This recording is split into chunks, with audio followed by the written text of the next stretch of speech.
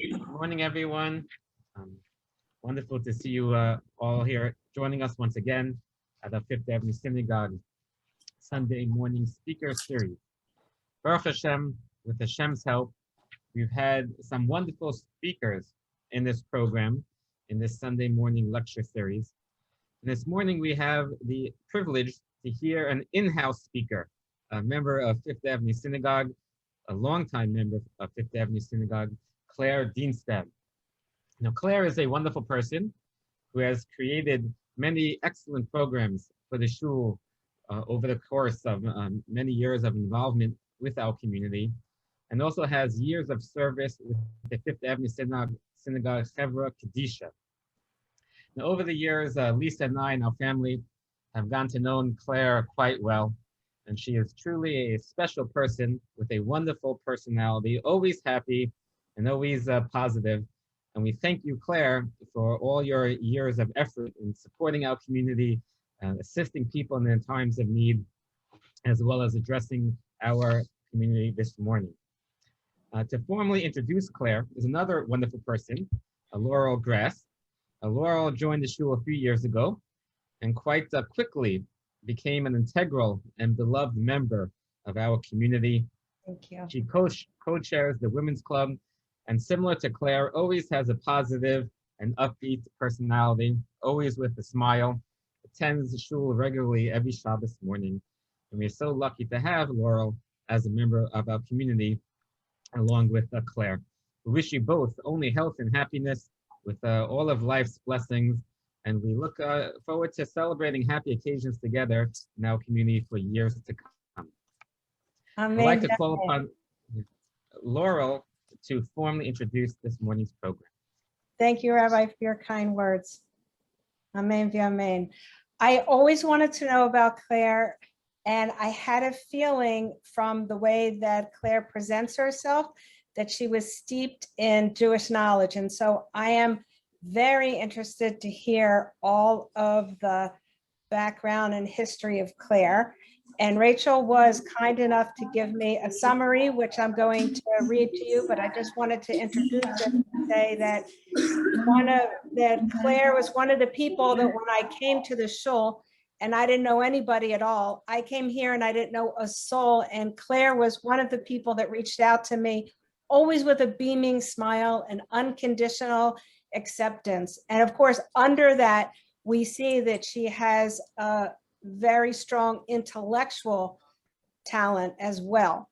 So getting right to her background, here we go. So Claire Dienstag was born, raised, and educated in St. Paul, Minnesota, and that in itself is intriguing. She graduated from the University of Minnesota with a bachelor's degree in education and a master's in library science. And the library science people were always the people that were like so intimidating because of their very precise knowledge, but Claire never was. Following graduation, Claire worked in the biomedical library within the University of Minnesota Library for about 5 years. Rachel, do you want to mute? Her dream, however, was to do Judaica librarianship in New York, and you could see how that would be anybody's dream. During her vacation time, Claire traveled to New York and was interviewed by librarians in various Jewish libraries, the Zionist Archives, Jewish Theological Seminary, Yeshiva University, Stern College, and the New York Public Library. She chose to accept a job offer from the Jewish division of the New York Public Library. What is an exciting endeavor. Where she ended up working for 40 years. And Rachel tells me that Claire likes to call it the big 4-0. Claire began working at the public library in 1960 and retired in 2000. As a supervisor of Hebrew and Jewish cataloging, Claire trained librarians who were catalogers and supervised and reviewed their work. All of them were reference librarians. So she's on top of all these very esteemed librarians with master's degrees working in a very precise field of work. Many people wonder how Claire met her husband. I always wondered that too, so I'm very happy to tell you the secret. The answer is that her husband interviewed her for the job, and during the interview process, Claire met Professor Jacob Dienstag, the head of the Galveston Library of Hebraica and Judaica at Yeshiva University, and one of the original members of Fifth Avenue Synagogue in its early days. Subsequently, Claire became Mrs. Jacob Dienstag, and they were married for 42 years. And anyone that knows Claire has heard wonderful, positive, honorable references to her husband, Zichron Livracha. Claire has been extensively involved in the Fifth Avenue Synagogue Women's Club. That's how I met her, including serving as a vice president. Through the years, she has been responsible for some outstanding programming, particularly luncheons in the Sukkah, where she brought in a variety of wonderful speakers. One of them was Rabbi Canarodi, who spoke about Sephardic customs. And another was the Czech Consul General, who was honored for his support of Israel. Fifth Avenue Synagogue is grateful for Claire's longtime support and involvement. And as you can see, not only does Claire have the history of all these formal positions at Fifth Avenue Synagogue, but I can tell you as a newcomer how much Claire's positive attitude and love of Judaica helps to bring in new members and to make people feel like you're truly at home, which is what I think about Fifth Avenue Shul. So now I'm going to turn this over to Rachel Akrongold, who is my very good friend and mainstay at the Shul, to moderate this program, and bekavod. Thank you so much, Laurel. Thank you, Rabbi. That was a beautiful introduction. And Laurel, you're just so special in your own right and give so much to the shul. So thank you very much for being part of the program today.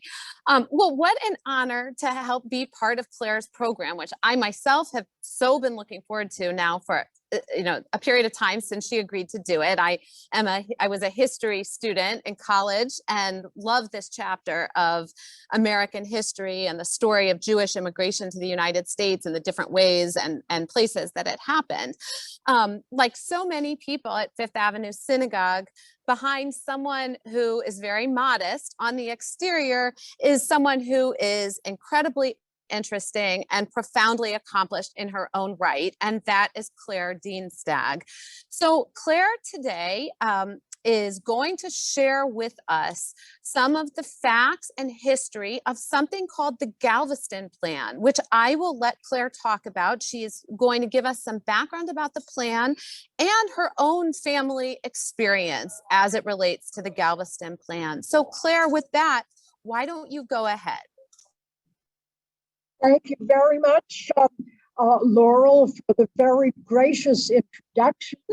I appreciate it very much. And Rachel, to you as well. Thank you again. Okay. Now I want to begin. Tsar Alexander II of Russia was assassinated on March 18, 1881. And the first pogroms in Russia broke out in response to this assassination. In southern Russian provinces, rumors, threats, and then the Jewish quarters were invaded by Russian laborers who were supported by the peasants. After much destruction and killings and woundings of Jewish residents, the Russian government did nothing to intervene. And nor to assure Jews that pogroms would not cease. These incidents began to encourage Jews to think about moving westward, emigrating westward to the US, and other points west, which had already begun. Okay, German Jews who had settled here in the United States in the 1840s as a result of revolutions in Germany were dismayed by the amount of poor Jews coming into the eastern part of the United States. They were dismayed by the squalor of the slums of New York, and talked about and began establishing immigrant aid societies to move people to more rural areas. Okay, rural areas in the East.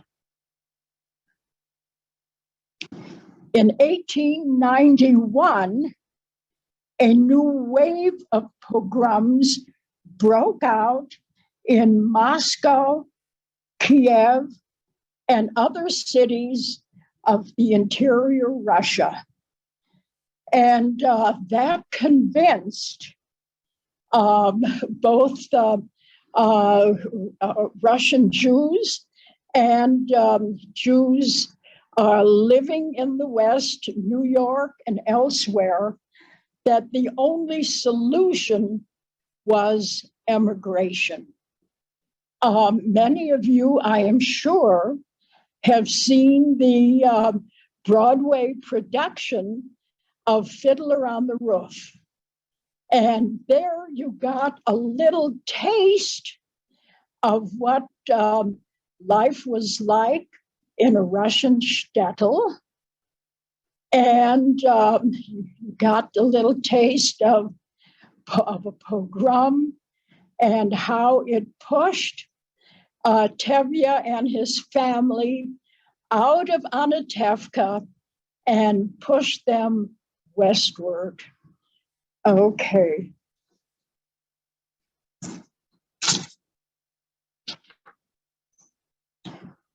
In 1891, a Jewish Territorial Association was founded in London, financed by Baron Maurice de Hirsch to aid Jewish immigration to the West. $2.5 million were donated to the association to fund and settle Jews in New York. The very important Jewish philanthropist at that time, Jacob Schiff, was an important member of the Territorial Association.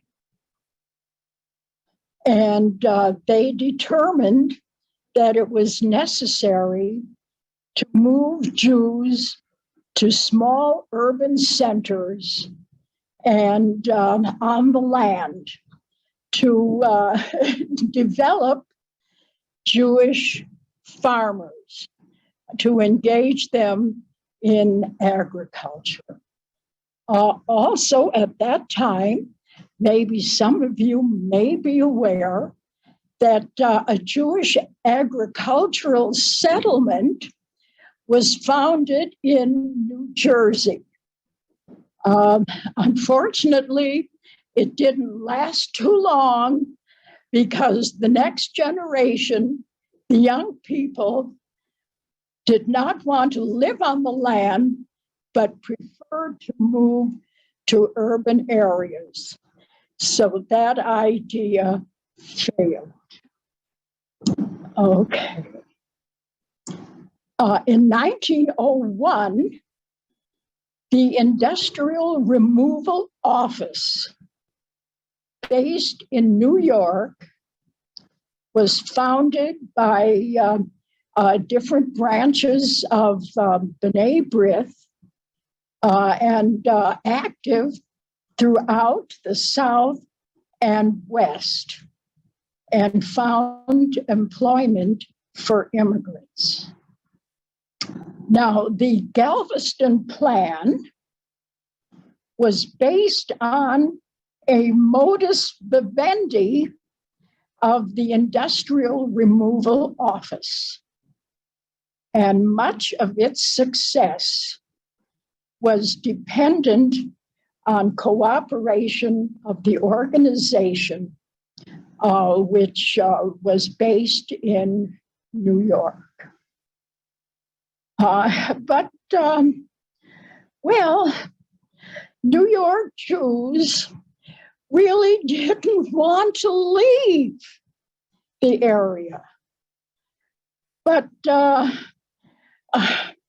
the only way that they could avoid the disease and moral depravity and poverty of the area at that time was to move out and possibly move west. By 1904, Jacob Schiff reached the conclusion that it was necessary to reroute immigration out of the East. Not only was New York a port, also Philadelphia, Boston, and Baltimore were ports that received immigrants. And after 1904, Jacob Schiff wrote a letter to the Hilfsverein der Deutschen Juden, based in Berlin.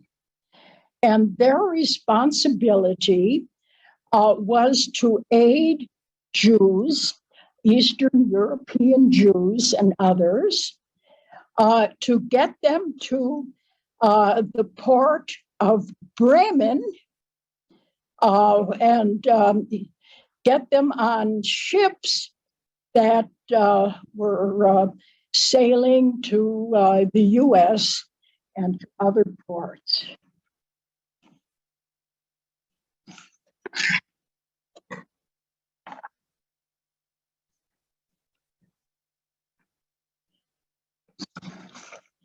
In 1906, Schiff was approached by the US Commissioner General of Immigration.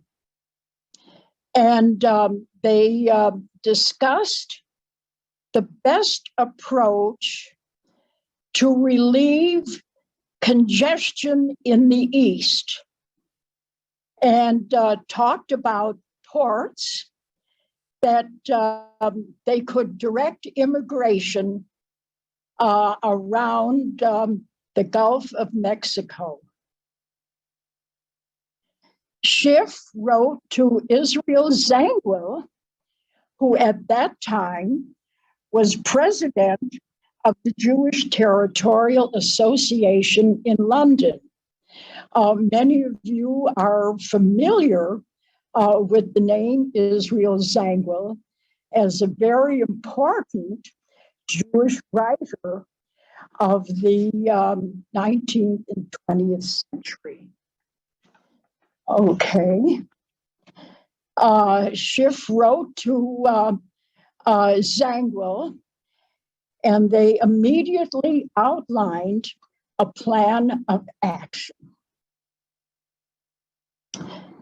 The Industrial Removal Office in New York agreed to take the first steps in organizing a group or an association, if you want to call it, to assist immigrants to travel around the Gulf of Mexico. a member of the Industrial Removal Office in New York by the name of Morris Waldman was put in charge of finding suitable ports. He looked into Charleston, South Carolina, but the Jewish community, a well-established Jewish community at the time, wanted only Anglo-Saxon immigrants and did not want immigrants from Eastern Europe. Okay, the next port, New Orleans, was a thriving community, bustling community, but Waldman was afraid because they had been suffering from periodic outbreaks of yellow fever. He felt that maybe it's not a port that we should destine our immigrants. So the next thought was Galveston. Okay. And Galveston happened to be the direct port of the Norddeutschen Lloyd, the North German Lloyd shipping company. They were based in Bremen and went directly to the port of Galveston. They would be the most likely ships to carry the new immigrants right to Galveston. Okay. So Galveston was chosen as the port of entry. Galveston was the home of a very dynamic leader, Rabbi Henry Cohn of Temple B'nai Israel, a Reform congregation, very active at that time. Rabbi Cohn was born and raised in London, and he knew Israel Zayah.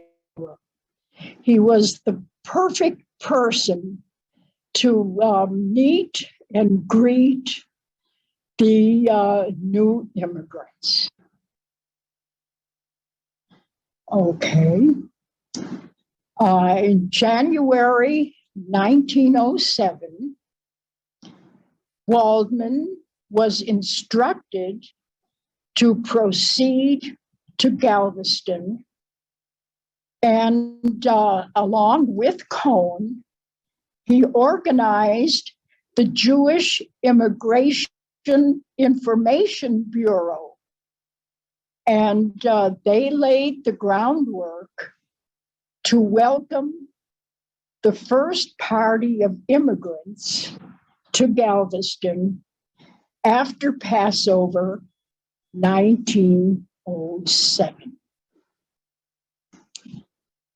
A year earlier, a vacant warehouse in Galveston was set up to be a temporary hotel with beds, with toilet facilities, with little kitchens and whatever, to temporarily house the immigrants.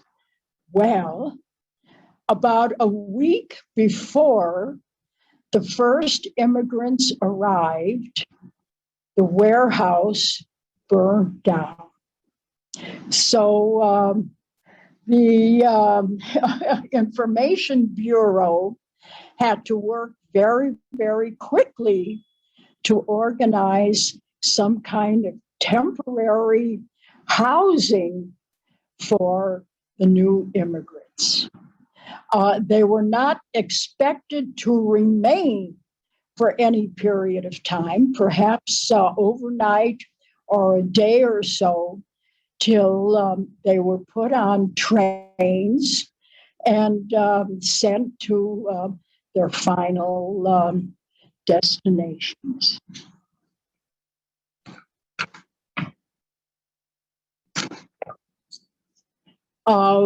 Galveston worked out very well for several reasons.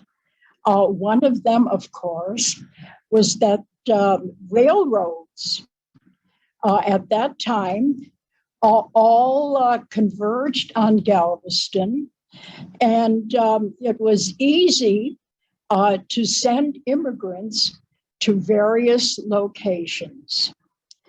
The Immigrant Bureau focused on to the right, Mississippi River, and to the left, Rocky Mountains. So Jews were sent to Milwaukee, to Omaha, Kansas City, St. Louis, Denver, St. Paul, Minneapolis, and as far north as Fargo, North Dakota. Okay, and the project began in 1907 and continued on till 1914. I have some figures here of the number of immigrants that arrived at certain times.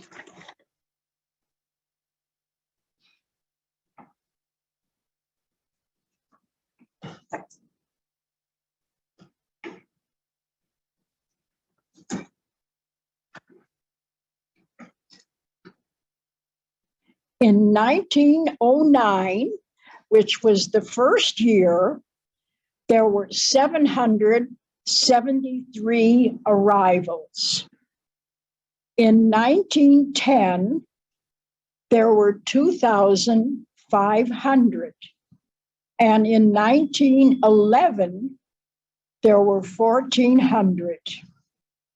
Although this was only a small percentage of Jewish immigration to the U.S., but it was a significant number of people who were interested in emigrating. We have to remember in those years as well, the Zionist movement to Eretz Yisrael was very active. And the Galveston Plan ended in 1914. The year that I have is September 30th, 1914. It officially ended. Of course, that was the beginning of the First World War, and also it was the beginning of anti-immigration agitation here in the United States. And slowly, Congress decided to limit immigration. And okay, we know what has happened, what happened later. All right, any questions, any ideas? What I have given you is a basic outline. I want to call your attention to a very wonderful book that was published by SUNY. It's actually a PhD dissertation, which was written by a gentleman by the name of Bernard Marinbach, Marinbach.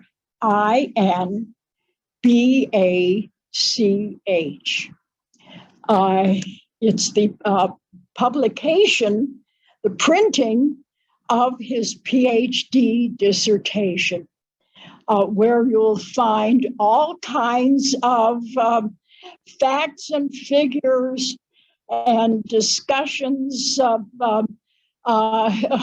immigrants themselves, how they looked at New York and the United States, those that were happy, that assimilated well, those that were quite unhappy. And well, I'm sorry to say that some had to be deported or went back to Europe on their own. An excellent introduction, and each chapter covers the events of 1 year. So it starts chapter 1, 1907, and continues chapters 1, 2, 3, 4, etc., covering each year. Okay. I hope you have some questions. I hope that I have the answers to some of these questions.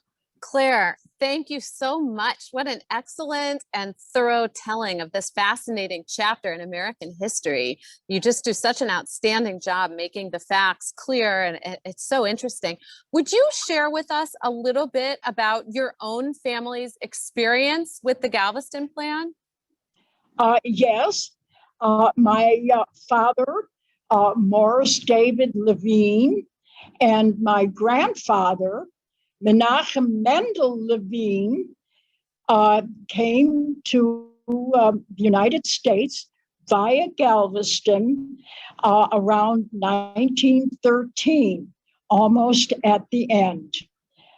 They came from a little town, a little shtetl, Eastern Europe, called Opala, or in Polish, Opolia, which was a little shtetl near Lublin.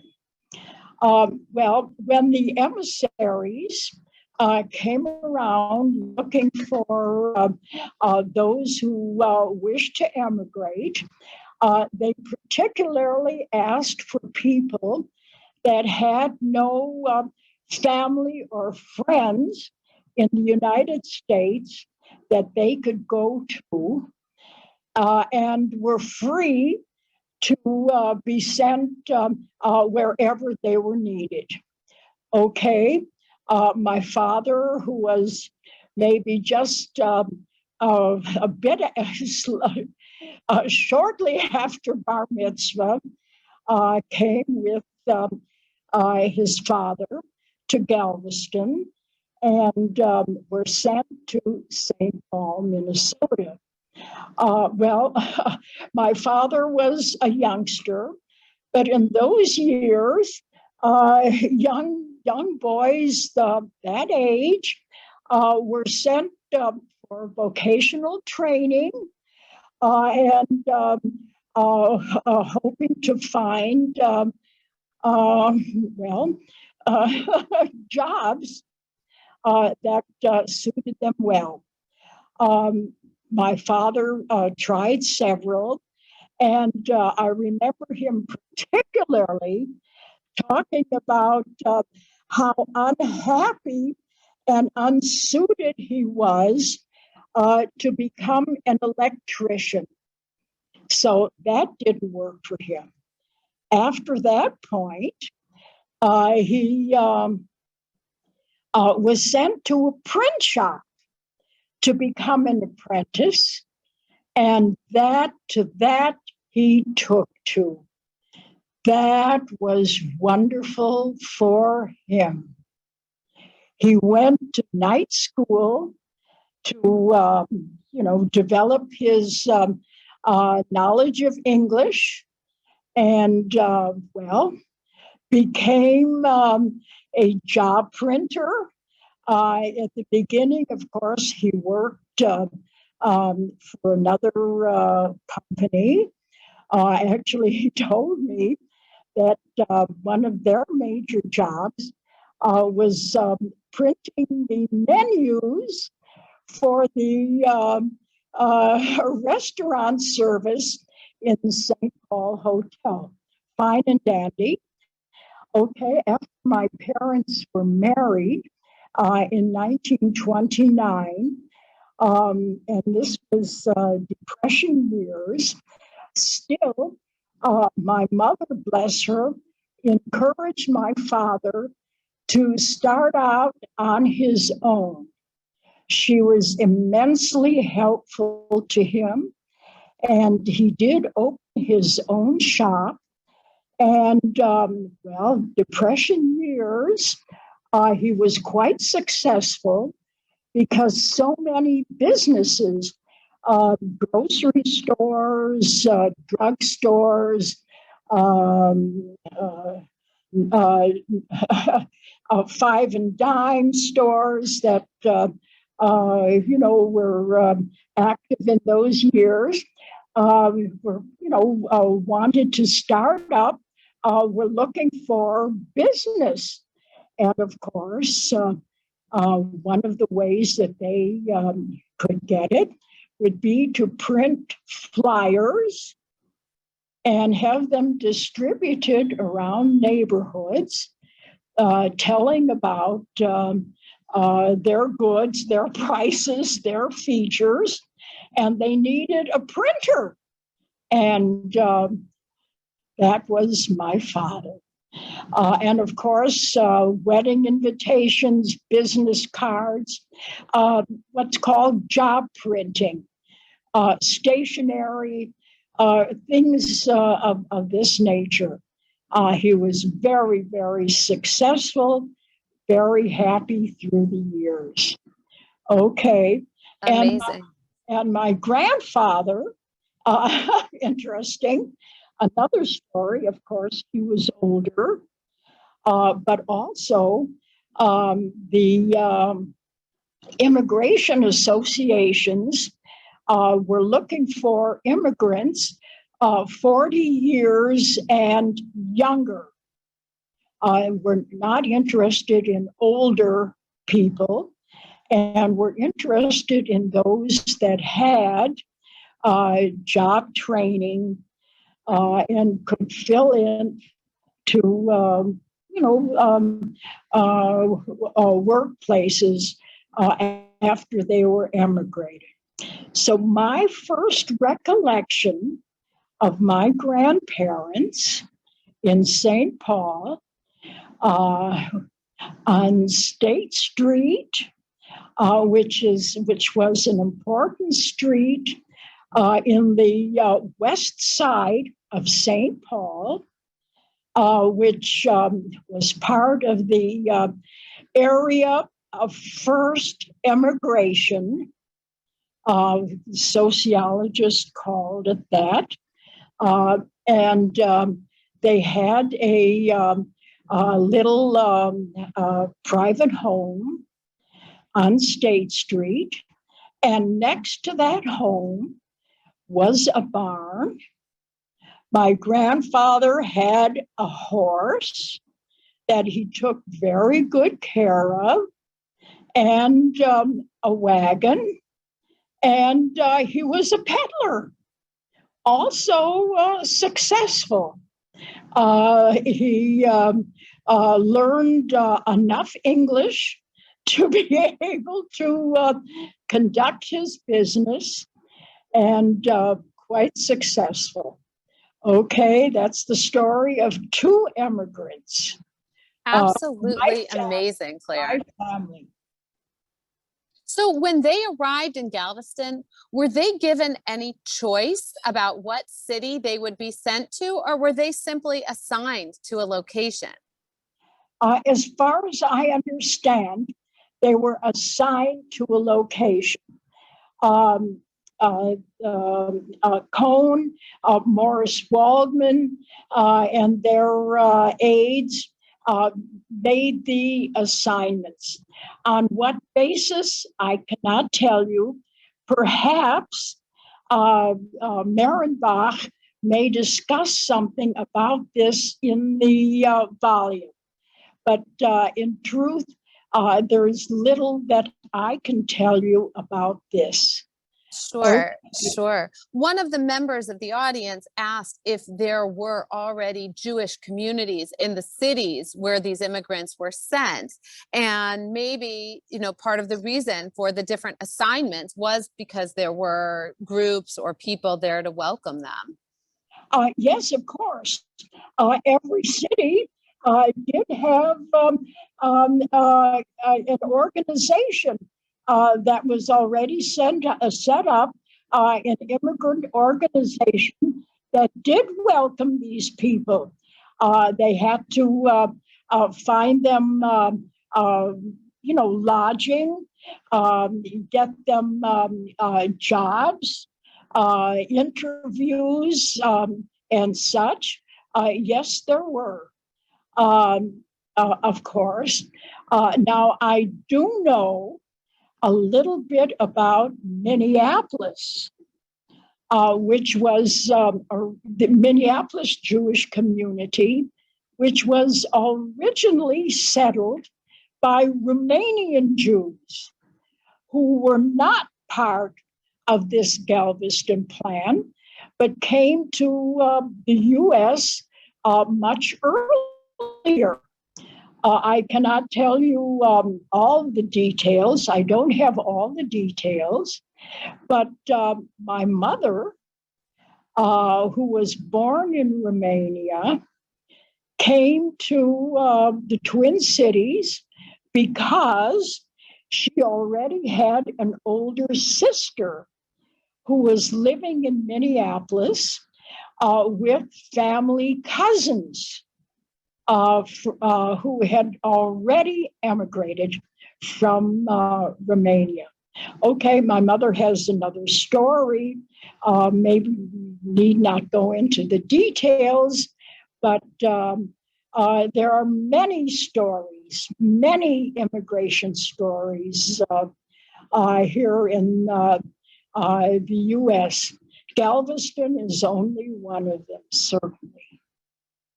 And so true. So true. So you of course touched on Jacob Schiff's involvement, and he made an enormous financial investment in this plan. Isn't that correct?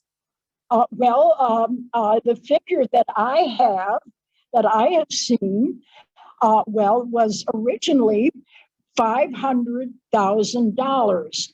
Well, today that doesn't seem like so much, but from what I understand, on today's currency, it was more like 13.7 million. Yes, he was considered the financial helper for the Galveston plan. Yes, indeed. Right. So, in the end, if they had about 14,000 families, 14,000 individuals immigrating, that was almost a $50,000 investment per immigrant. So I assume that some of that money, of course, went to their resettlement, but also to their transportation. And with your family, for example, did they take the train? Is that how they traveled to Minnesota? Yes. This is what I understand. Because, as I mentioned earlier, Galveston was accepted, Galveston, because it was a railroad hub. And it was easy to send immigrants to all these various points. The railroads went everywhere, to these major cities, to these major points. That's what I understand, yes. Do you think that Schiff and the others involved with the plan had hoped originally to resettle more people beyond the 14,000? Well, from what I have been able to gather, they were hoping a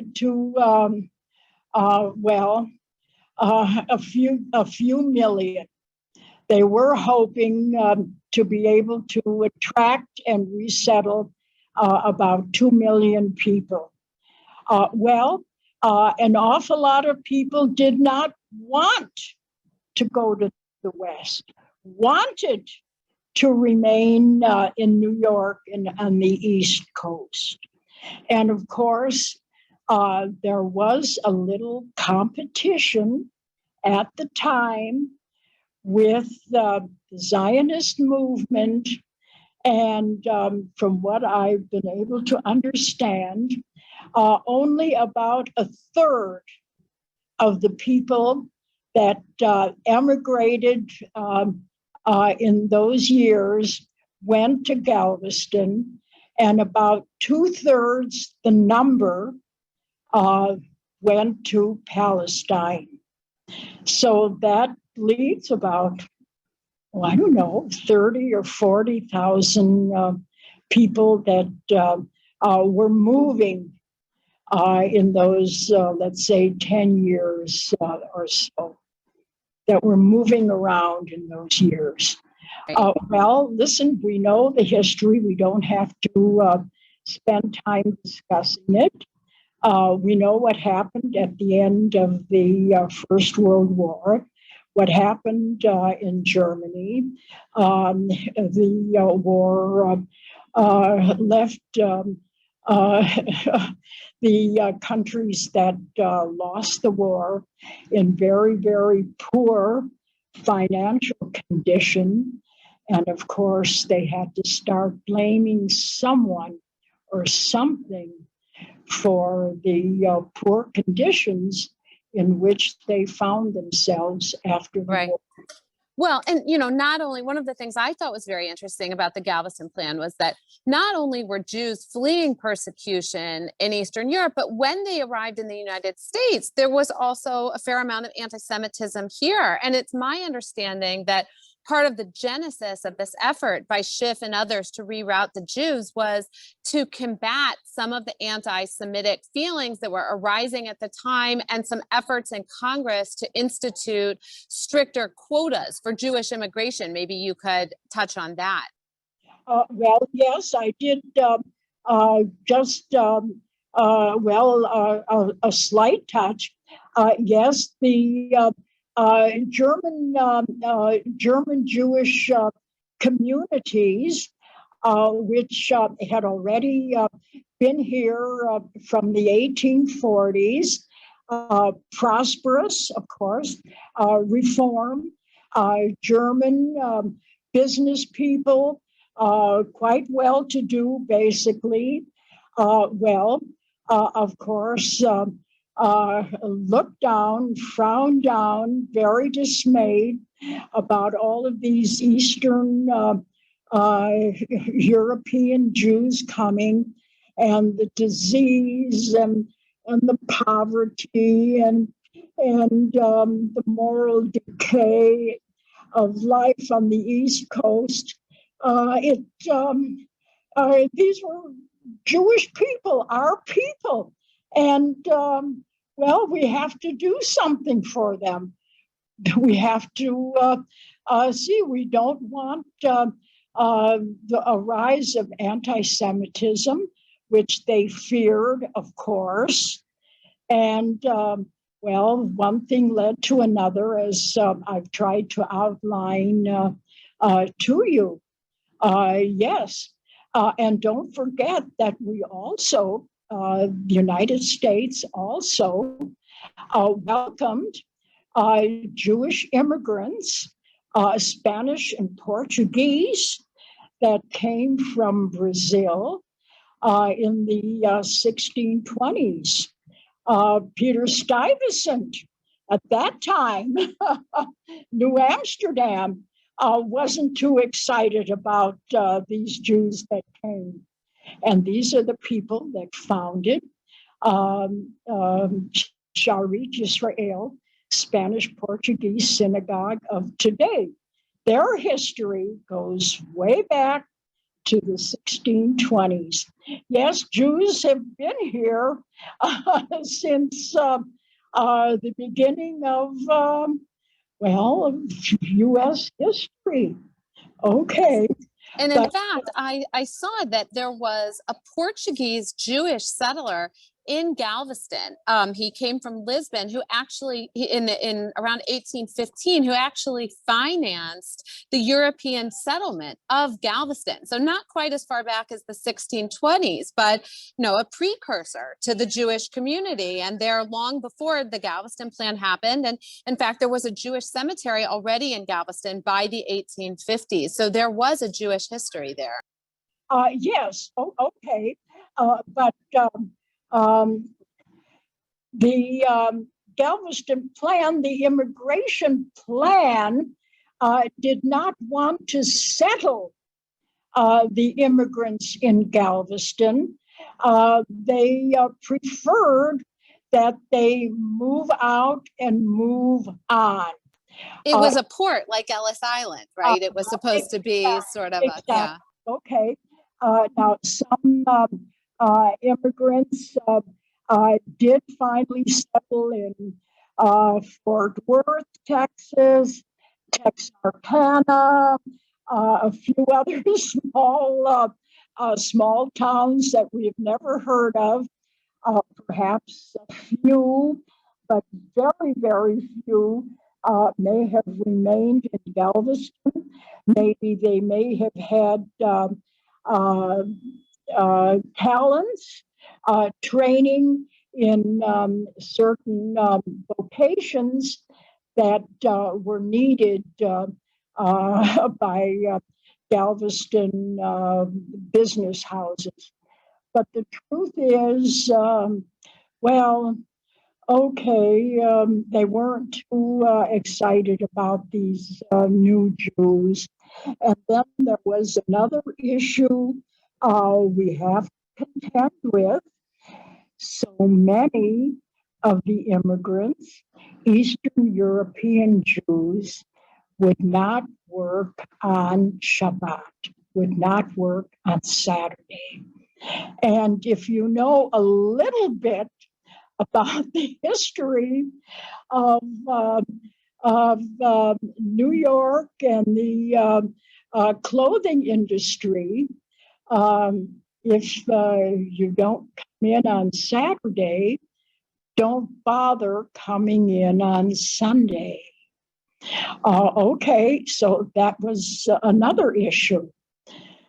And of course, Jews were very active in unionization in the beginnings of the union movement. But that is after the period of time that we're speaking of. Yes, Jews went through Claire, a lot. Yes, and this has just been an amazing telling of this story. But as we get closer to the end of the hour, I was wondering if we could digress for just a few minutes to talk about your husband's connection to the shul. As probably many of people on this call know, he was one of the original members. And I would hate to have you on a Zoom and not share that special story of his original connection to Fifth Avenue. Would you mind telling it to us? Okay, I can. My husband was in the Army, Second World War, and was discharged in 1946. After his discharge, of course, he resumed his position at Yeshiva University as the head of the Protestant Judaica Library. Fine. But, he found a residence here in the east side of the city. He liked this neighborhood. He liked this area. Shabbat He went here, he went there, a lot of choices, a lot of synagogues, a lot of choices. And it just happened, I guess it was 1958. He was it was Sukkot's time, and he was in a hotel in the Catskills, celebrating the holiday, and happened to meet Labe Merkin, Reb Labe Merkin, who was a very important personality in the founding of Fifth Avenue Synagogue, the father of Herman Merkin, a longtime first president, and of course the grandfather of Ezra Merkin. Well, okay, they started talking, of course, and Rev Labe asked my husband, so you live on the east side, tell me, where do you go to shul? Well, my husband said, here, there, oh. So Labe told him, come daven with us. And the shul was just being founded. And the first members were davening in the Board of Rabbis building, I believe on 76th Street. Okay, it took my husband a couple of weeks to gather enough strength to come in. Well, when he did, Labe Merkin got up from his seat, welcomed my husband, and put a tallis around his shoulders. Beautiful. Well, that was enough.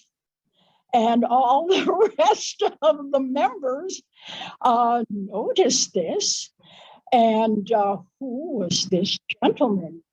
Because Labe was very particular about his friends and his friendships. So, well, can I say that incident itself bought my husband, well, the inn that he acquired. Okay, and then of course the Hirsches, who were the founding family, Henry and Myrtle, took a liking to him and became very friendly. And my husband, well, I can say, was a little personal advisor to Henry sometimes in certain situations.